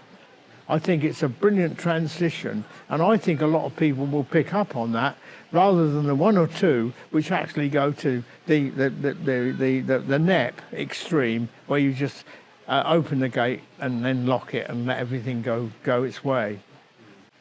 So a couple of things go through my mind. First of all, I think we do need to think back to what the original landscapes were before man had a big impact on them. And you might say to yourself, well, what's the point of that? You know, we've got lots of people in the world. We're never going to get back to that system. But unless we understand how that system operated, we may be missing something in the way we look at landscapes today. And clearly, to me, Franz Vera and his idea about grazing has had an enormous impact on me. And he said that the original lowland landscape of Europe was a park-like landscape full of grazing animals. So if we want a landscape that we think is natural, we have to have grazing animals in them. Now, we haven't got the aurochs, we've lost them, we haven't got the wild horses. So what are aurochs? Oh, they're wild cattle. We've just introduced some wild bison into the country, but only in a very small way. The Dutch are absolutely fantastic at it. Where have they been introduced? At Nat? No, they're in the Blean in Kent. They put the bison. But they put them in woodland, so they missed the point. Yes, I don't quite know why they've put them there, but anyway, because if you go to the Dutch ones, they're in the dune system, which is an open system, or they're in heathland system, so it's a very mixed landscape. So to me, the more different types of grazers you can get and browsers, the more important it is for the diversity of the vegetation, because structure is the most important thing. I think the original structure of the landscape was very, very diverse. We seem to have got ourselves stuck on a trajectory that goes towards closed canopy and ever more shade-tolerant species. And that, to me, is a really bad trajectory. We need to reflect on what the original landscapes were and make sure that we have all the elements in it. Now, you could say carnivores. Well, as Ted says, we haven't got carnivores. Of course, carnivores don't control populations, but they do control behaviour. So I had a really dramatic lesson from the Hawk and Owl Trust, who put up barn owl boxes in East Anglia. And the farmers came back to Colin Scheuer, who put them up, and said almost immediately, wow, they're having an amazing impact on the vole population, and we're getting much better crop yields because of it. And Colin thought to himself, well, these barn owls, there's not enough of them to control the population of voles. But what was happening was that they weren't eating that many, but just being a presence in that landscape and quartering, the voles were having to spend so much more time either in their holes or looking out for predators that they weren't feeding. And so that reduced the population and it reduced the impact on the crops. So the predators aren't really there. They will take a few, of course, but they're really there to make the behaviour of the animals, change the behaviour of the animals. And that's where, I suppose, in a way, we've got to take on the culling role. And basically, in most of these rewilding schemes, there's a certain element of the food that is being taken out to keep the population at a level where, if carnivores were in the system, that would help to control the growth of the herbivore population, really. Yeah. So that's kind of what shapes the mosaic of the landscape. In mosaic, and it's a cyclical process and a marvellous moving thing. We've compartmentalised our woodlands and said that's where we want our woodlands and that's where we've got to stay. Unfortunately, that is very, very difficult to do. Really, in the past, they moved across the landscape, and we are going to lose biodiversity because we've said that's where our woodlands are going to be, and you can't hold nature still. I'm afraid, even though there are very long time scales involved, by doing that, we are moving the system more and more towards a shade-dominant system, and that will be a monoculture of something like beech or yew. Hornbeam. Hornbeam. That's not what we really envisage in terms of our beautiful landscape, and it won't be good for all the other organisms as well, really. Yeah. Well, I think our landscape is quite suitable for that approach because 70% of it's agriculture, only about 12.5% is forest, isn't it? So it is already very open. Yes. So converting into that system. And this is why I think, again, sorry, Ted, agroforestry is got to be the way forward because that relationship between agriculture and trees has got to be how we move in order to tackle all of these problems from pests and diseases to flooding, to air quality, to biodiversity movement, all of that type of thing. And then it's what is beneath the trees, which is another question, be it animals or whatever. And it enables it enables current farming practices to carry on in a more sensitive manner. Absolutely. Because you keep sheep and things beneath them. The last thing I wanted to query you on was about, because you mentioned right at the start about the numbers game, and us wanting to plant masses of trees wherever we can. And when we spoke previously, we talked a lot about, we're sticking sticks in the ground. This is a conversation me and Ted have had in the past. We've got bare root trees going out into the landscape. And those trees are going out essentially unprotected. And you guys have done work on rearing trees, shall we say, rearing seems the wrong word, but growing trees perhaps, beneath other trees, opposed to the nursery system where they're produced in large beds and extracted. You've started growing trees within woodlands to be harvested and planted elsewhere. And I was just wondering if you could tell us a bit about why you've done that and the benefits of it. Well, we don't plant them under trees. You've got your organic nursery at Windsor. It's your organic. Yeah, of course. So we don't. The nurseries is not. We don't plant them under trees. Well, The nursery. Sorry. The nursery is in what best termed a woodland glade. And if we look at the old tree nurseries throughout history, they were generally in woodland glades. And I've only ever once heard it mentioned, and that was when I was a kid, that the trees grow better that are grown in those particular situations. But then again, you see, if you were a forester, that's probably the only land you had. The agricultural people wouldn't give up their land for you to have a nursery. But then, of course, in my generation or our time, we have other words for it. We have words like soil communities. We have mycorrhizal fungi, which some of us believe that the connection between this mushroom and the tree is absolutely essential and almost certainly trees cannot pick up phosphorus, and you need phosphorus. So, and a tree without mycorrhizal fungi, we have one mycologist that says they're dead trees because eventually they will die because it might be accelerated stress or whatever, but it means they haven't got mycorrhizal fungi. Now, most trees grown in nurseries today have fertilizer, they have weed killers, and they have herbicides, fertilizers and pesticides. So they're non-organic. So when the tree is taken from the nursery, it actually is literally bare-rooted. Whereas, hopefully, if you take a tree from the nursery that we've got, which has an oak tree on 4 corners, that sort of setup, so that the roots of the trees are spread out into the nursery, which are connected to the mycorrhizal fungi, which then when you get an acorn growing, it's colonized by the fungus or fungi almost immediately. So when that goes out as a tree to be planted outside, it's already got its own protection because the mycorrhizal fungi have formed a glove. And that is the first protection. And in theory, that is ongoing then. The other thing that happened was when Jill mentioned the Pontfaddock oak, when the Pontfaddock oak fell over, one of the tree officers, Murray Simpson, got some cuttings and he sent some to Windsor and some to a colleague of ours called Pete Wells. Pete Wells and the people at Windsor actually got these cuttings to grow.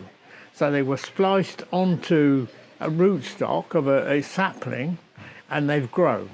So what we've got above the cut, where the grafted, we've got 1,000% gene bank of Pontfaddock oak. We've done it with several other trees now, and Windsor has just started a gene bank arboretum, because we have a friend, I call him the most foremost oak specialist, Mick Crawley, a professor, and he said the genes of these ancient trees are absolutely priceless because they're not replicable. Because the genes, although some of the genes go into another tree, they don't go 100% because the acorn will only ever be 50. So gradually, every time the ancient tree sends out pollen to fertilize, it's watered down. So we have got now 100% gene bank saplings growing. And believe it or not, 2 days ago, I rang Jill up to say in my excitement, one of the cuttings which has been planted out in this gene bank arboretum for science has got acorns. Because the bit that's been grafted is still behaving like it was a branch. So, instead of taking 30 years to produce acorns, it's behaving like it was a 5-year-old twig. So we have got acorns now. So it's been grafted as well. So, and we've got one from France, and a couple one from Belgium now, and several of the notable trees. So we're beginning to build up this ancient gene bank, and it's literally there for science to use them whenever they want them. Equally, we've got the organic nursery, which we've told you about, and equally on top of that, when you talked about old growth woodland, in a piece of old growth woodland at Windsor, it is now a forest reserve. It was declared a forest reserve in 1954, and I've persuaded the head forester to now call it a forest soil reserve. So it's not to say that that piece of ground out there isn't a soil reserve, but we are actually designating a piece of old growth woodland to have a soil reserve. So people say, well, what do you mean? We say, well, it's a sheet of paper. We haven't got any rules and regulations yet, but basically it's going to have minimum intervention of any sort. So scientists will know, and as you say, it's 54, so it's nearly, when it's 100 years, scientists may be saying, we're going to go there and use that soil because we know the history of it as a soil reserve. And I think this is one of the things we've got to think about is the soil communities. Whatever they are, whether they're under the lawn or wherever, we've got to start thinking and really begin. They've been eradicated, haven't they, basically? Yeah, but it's why we've only got X amount of harvests left. I think 60 in America, and I think it's even less in the UK. Yes, they have calculated really that. Worrying. Yeah. But I just wanted to expand just quickly on mycorrhizal fungi, because I don't think a lot of people even know what that is, or why it's so important. And so I know a little bit about mycorrhizal fungi, and that it looks white. I mean, there's probably various different types, but quite often you can find it if you pick up logs and dead wood and things. You can find the rhizomes, which are like the roots of the fungi that run beneath the leaf litter and the logs. And it's also, there's been a lot of talk lately around the wood wide web, and the fungi is kind of what connects different tree species together, as I understand it. It creates that link throughout the woodland of different species and allows nutrient sharing and things like that. But I could be wrong. No, well, on the whole, that's pretty good. I mean, what happens is that the fungus actually either encapsulates the roots, the fine roots, or it actually penetrates into the fine roots. And then it's sort of really extending the root system way beyond the tree's own capacity. But as Ted says, that fungus can bring in nutrients and water into the tree from a wider area, and things that the tree couldn't get itself, really. And in return, the tree gives the mycorrhiza, the fungus part, it gives it sugars. And of course, that then, the mycorrhiza can then pass those sugars on to other trees nearby. So you could have a parent tree feeding its youngsters through the connection with the mycorrhizal fungi. The other marvellous thing about the mycorrhizal fungi is that they've shown that they can actually dissolve mineral rock. They send out enzymes and that dissolves the rock, and then they can absorb those minerals and nutrients directly. So you don't need other vegetation where you've got mycorrhizal fungi. They can get the minerals and nutrients directly from the rocky terrain. And I think that's where you do get trees in very extreme conditions where, it must be the mycorrhizae that are actually helping the tree to cope in those really extreme situations. But the Swedes actually said that it's that action of mycorrhizal fungi that is actually a stronger geophysical process than ice is, for example, which I think is actually quite astonishing that they can make that comparison, really. But yes, there's this web, and obviously those mycorrhizae fungi at the other end are meeting up with other types of fungi, like the ones which are the recycling ones, which are breaking down the plant matter in the soil and releasing the nutrients, and they're joining together, and it's almost a sort of a seamless flow of nutrients and water going one direction and sugars coming in the other direction. Yeah, there was the discovery so far is that some of these mycorrhizal fungi are tapping into the mycelium of a wood decayer, and the mycologists are still saying, the mycelium, the mycorrhizal fungi are robbing the minerals and nutrients from the recycling mushroom, because you can split them into two.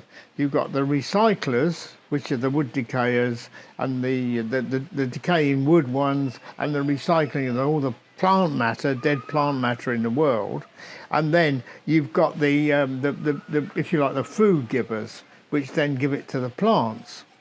So the idea, so they're still thinking that the mycelium is the mycorrhiza are robbing the wood decayers, whereas we've taken it a step further and we're saying, excuse me, the mycorrhiza has this essential relationship with the tree. 50% of the tree is underground anyway, so you've got this essential relationship, interchange. So why isn't the mycorrhizal fungi actually being a conduit for the tree to the recycler? So it's actually feeding the recycler in return for the minerals and nutrients which it's breaking down and giving back to the tree. I mean, it's the ultimate in sustainability. Yeah, it's incredible. But they've also found that with pest and diseases being such a problem, there's cases of mycorrhizals helping fight off other invasive fungi that would normally attract trees. So when we're talking about this issue of, essentially we're taking trees that are unprotected and sticking them in a potentially hostile environment. Actually, you're almost giving them an inoculation before they go out into that hostile environment to help protect them and keep them going. Exactly. And if they're taking those, and especially now when we've got to restore these soils, that's such an important way of potentially reintroducing these fungi and other things back into these otherwise sterile environments. So it's not just a case of protecting the tree, it's actually about restoring some of these soils. So if we can start shipping them out with them on too, it's another really important way of regenerating the landscape and the soilscape. The only thing is, though, really, Niall, is that I worry a bit about all this planting purely from the point of view that most of our tree species live for 100, if not 200, and sometimes up to 1,000 years. Every time a tree survives in the landscape, it's a very long-term decision. And I just worry that I don't feel that we're getting all the decisions right in terms of right tree, right space, right place. And if we make bad decisions, that's a very, very long-term impact that we're having. Probably, it's just amazing. So, I mean, we haven't really talked about natural regeneration. And so many people are starting to talk about natural regeneration, but their understanding about that is that you just fence off an area and trees grow. Well, that's not my idea of natural regeneration either. What I'd really like to see is the system which is, and there's a very old English saying, which is that the thorn is the mother of the oak. And in France, they say the bramble is the cradle of the oak. And I think, there you have got the natural system of tree establishment. But we know so little about it, and people are very prejudiced against it because, there are stories like in Scotland, all these deer, can't get any trees to regenerate in Scotland because there are too many deer. Well, we haven't quite got the answer there because those red deer are native. We know that, and so they should be beneficial in the system.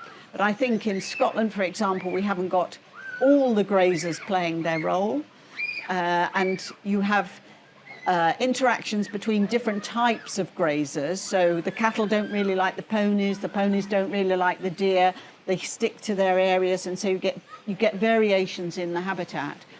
But also we need old, smelly herbs to provide the habitat, the conditions for the thorn to get established, and then we can have the trees getting established in the thorn. And that is the natural system and I think you can get that going in plenty of places, and I'd like to see a lot more of that than just us deciding where trees go, because it's such a big decision that we're making. Yeah, I think it's a really interesting discussion as to how we tackle the problem, because again, with my kind of view on agroforestry, it's such an already established system. It needs to be replaced with another more beneficial system. And you're going to have a really big, NEP is a good example because they've just gone, we're going to leave it, and they've taken a step back and allowed it to regenerate itself essentially. And that's being done in lots of woodlands now. They're leaving areas to regenerate based on the trees, the parent trees that are left.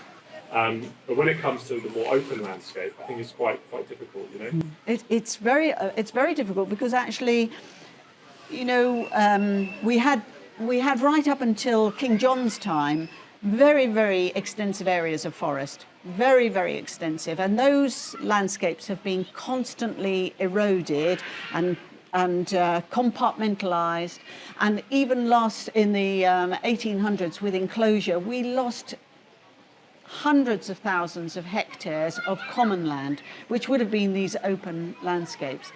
How much are we prepared, and that's where our biodiversity is being eroded all the time, and this diversity of landscapes being eroded. How much are we prepared to go back? I mean, the UN, I think, has just recently said we need to have, is it 30%? Is it 50%? We've got to go back. I think yesterday it came out with, we need to rewild by 30%.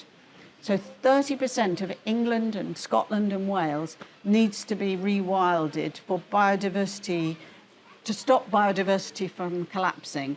Well, that would be fantastic, but I don't know how we're going to get to that level. No, me neither. I think, again, it comes back to this discussion of rewilding, and because a lot of the most sustainable, well, the richest environments we have are managed. And there's a really big kind of... I don't agree with you. The richest are managed entirely. We have, those are sites where they've had a long continuity of a type of management, but they came from a natural system to start with. Man can't improve on the natural system. I just don't believe man can improve on the natural system. We can hold it for a time, but you get a bad summer or bad spring like we've got, and everybody's talking about the blue tits have really crashed. If they don't get a break, their population might not ever recover to the level. So, you have a system which is being pressurized by man, and then you get an environmental circumstance which absolutely devastates that on top of that. Yeah. So we have to worry about that situation. It's the management in perpetuity that's the problem. But, well, the trouble is we haven't got big enough landscapes that are able to self-regulate at all, and we do intervene in those, and we can have richness, but you have to be careful about whose richness you're talking about. In most cases, we're talking about botanists' interpretation of richness or bird people's interpretation of richness, and so the saprophytic beetle people, their voice is very, very small because it's completely overwhelmed by the birds and the botany, and that is a voice that's got to be heard as well, though. Well, yeah, indeed, it's how all these systems work together is the challenge. And it's one of these things when it comes to the environment, there's going to be lots of different solutions. It's why organisations like the Agroforestry Society, where we met maybe 10 years ago, is such an important one. And a lot of organisations that have a forum like that, because it's the only one, actually these are your words, and these words cited from you, is it's one of the only ones where you have a classless debate. And I took that from you when you told me years ago. Yeah, I've changed it to classless discussion. Because if you take the Oxford debates, there's winners and losers.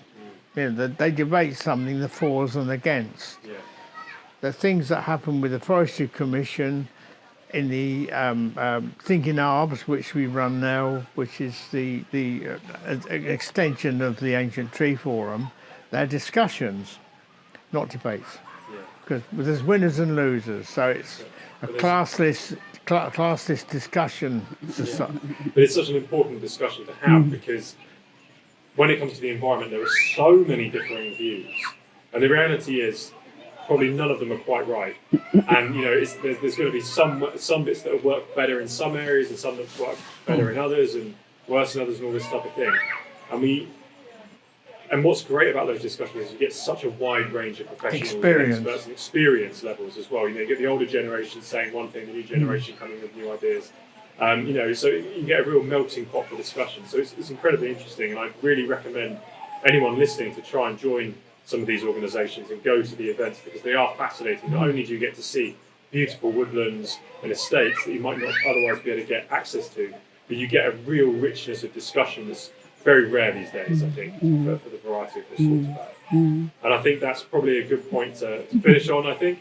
So I just want to say a huge thank you for coming all the way to Birmingham and for joining me here today and giving your thoughts and everything. It's been really, really interesting, and I hope you've enjoyed the setting. And it worked. fantastic. It did work as a partnership. That's it, exactly. I hope so. We both bounced off each other well. Good. Thank you. Good. Thank you very much.